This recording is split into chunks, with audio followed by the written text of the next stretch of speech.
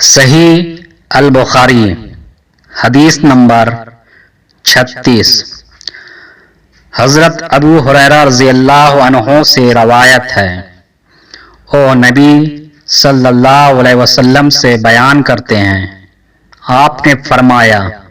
اللہ تعالیٰ اس شخص کے لیے ذمہ داری لیتا ہے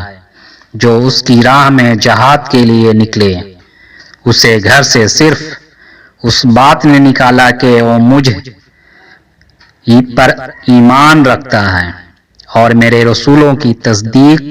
کرتا ہے تو میں اسے اس ثواب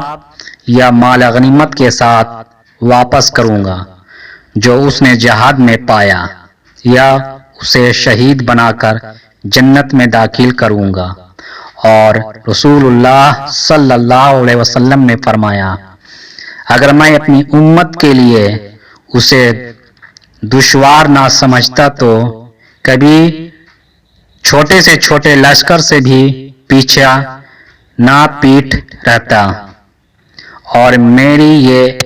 آرزو ہے کہ اللہ کی راہ میں مارا جاؤں، پھر زندہ